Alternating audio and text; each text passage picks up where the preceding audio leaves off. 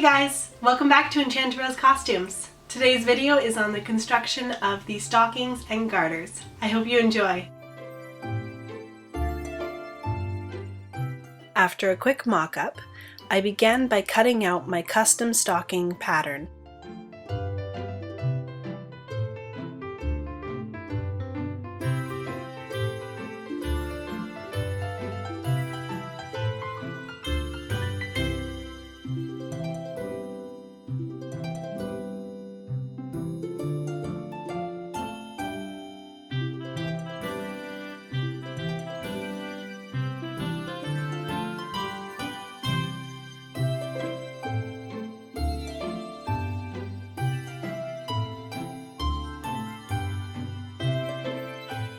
I lined up the center of the gore and the center of the sole and sewed them together using a lightning stitch.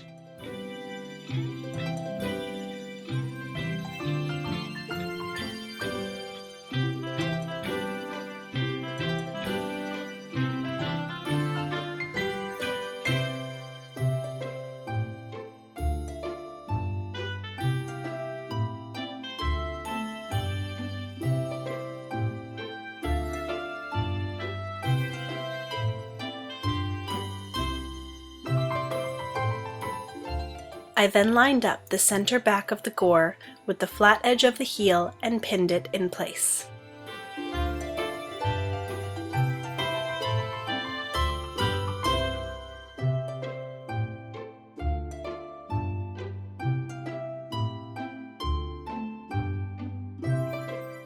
Again, using the lightning stitch, I sewed one side of the gore in place.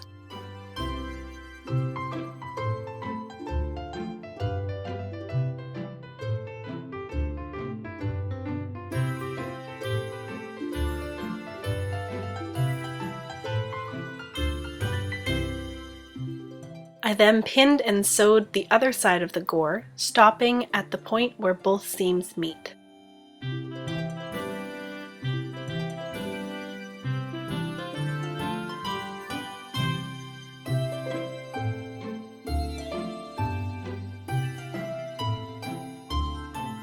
With the first gore sewn, I placed the stocking right side up on the table and repeated the process, making sure that the gore was not twisted on the other side.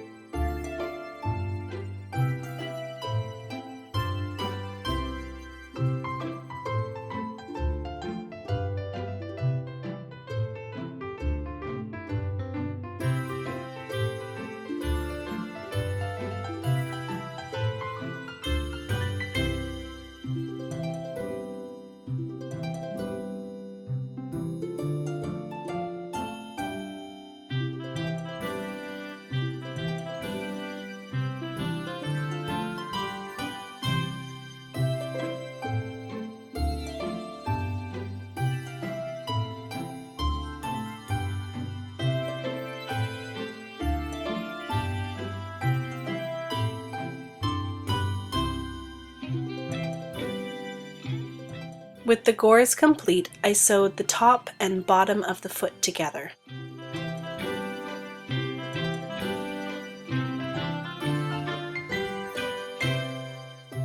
I then transferred my embroidery pattern onto the stocking using a heat-sensitive pen and carefully placed it in an embroidery hoop, making sure not to stretch the fabric.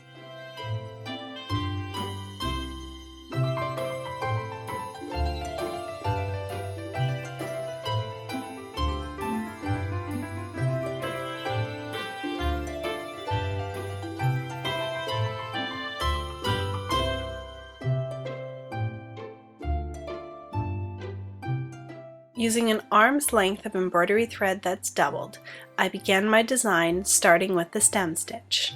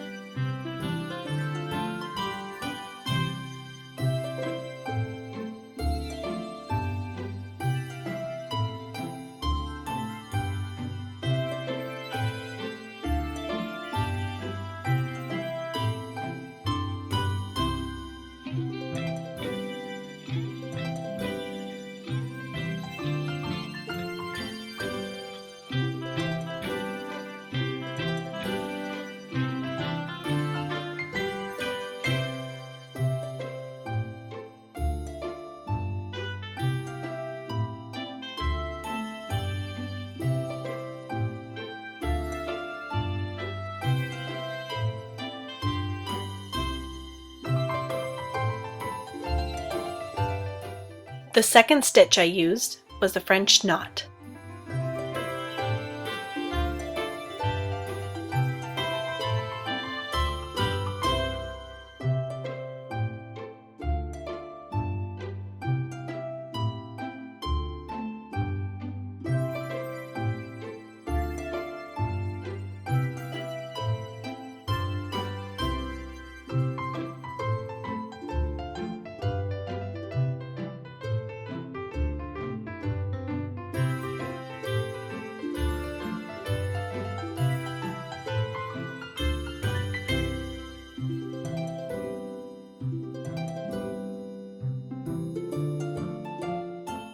I went back to using the stem stitch to create the design above my gore.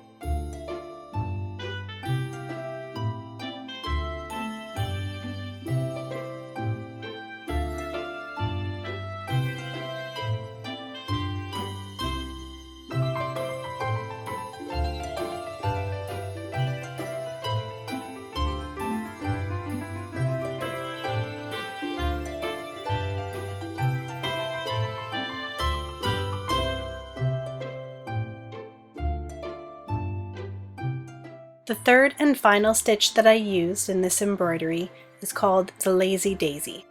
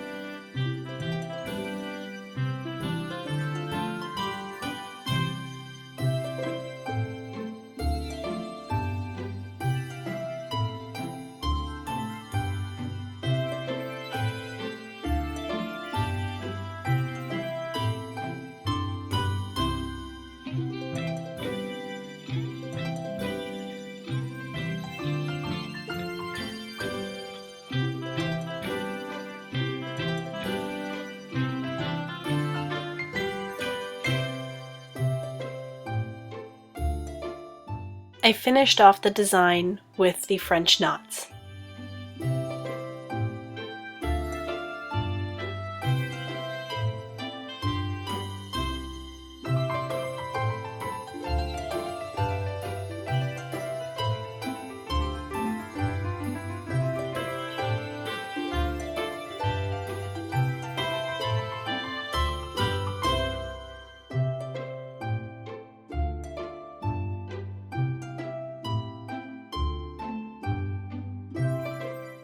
With the embroidery complete, I pinned and sewed up the back of the stocking.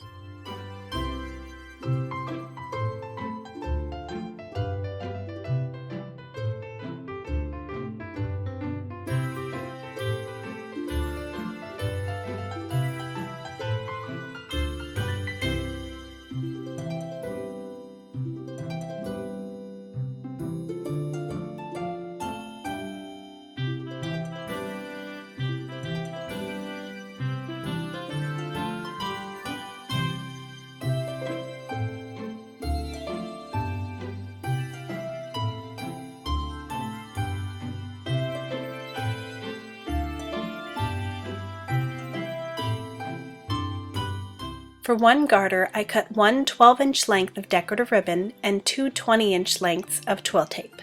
Beginning with the wrong sides together, I used a French seam to cleanly attach the twill tape to the decorative ribbon.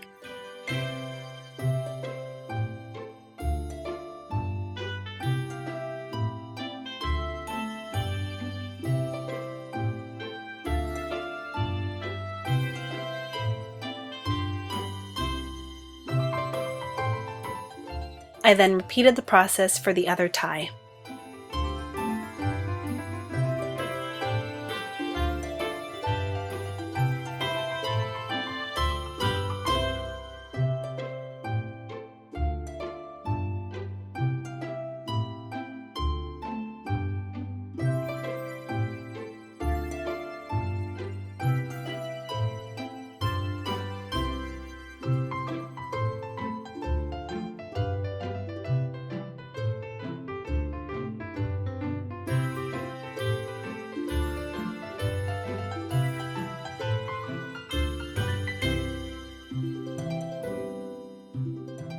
It is historically accurate for the garter to be worn either above or below your knee.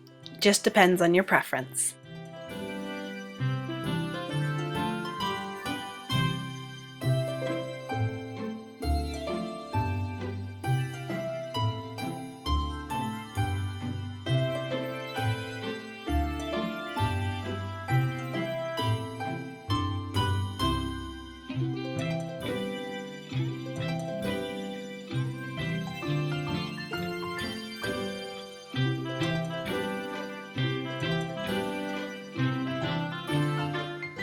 And with the stockings and garters done, the undergarments are finally complete.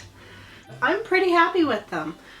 There are a couple things I would change if I was to make them again in the future. I originally started hand sewing them, and I thought it would be a great idea because we were moving and it was going to be a long drive, so I'd get a kick on things and start hand sewing. Looking at them now, I regret that decision.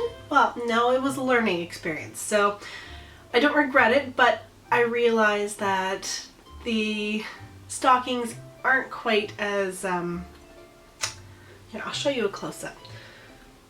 So if you look, this is one of the ones that are hand sewn, and it's kind of wobbly. And then this one is the machine sewn one, and I like the way the stitching is better on the machine sewn one.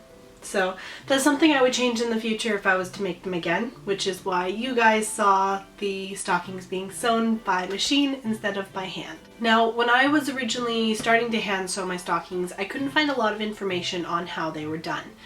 I didn't actually find any historical sources, but I did find a blog that showed how she did hers, and so I kind of copied that. So this is the inside of the stocking that was hand sewn, and you can see that it's just a whip stitch that I used to sew it in place. So one of them is mostly hand sewn and the other is mostly machine, or it's all machine sewn. I'll turn that inside out so you can see that one too.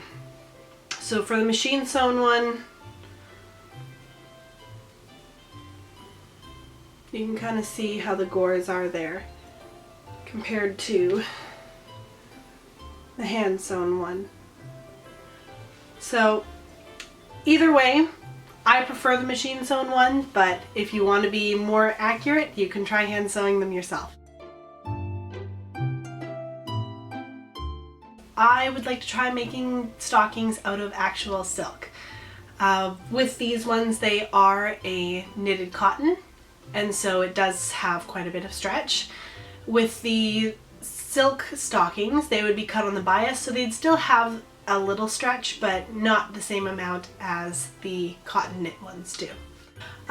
Different type of garters. Instead of being tied on, they actually have small springs that go around the back of the leg and that secure them in place. And essentially it's like elastic, but they didn't have elastic back then. So it's something I would like to do in the future, but I didn't really have enough research to try and complete it this time around.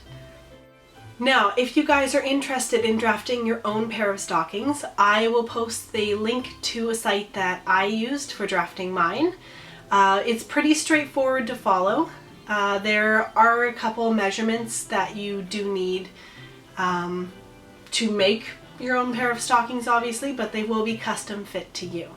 And that's something that's great because as a girl with bigger thighs, I always have the worst time finding stockings that actually fit me.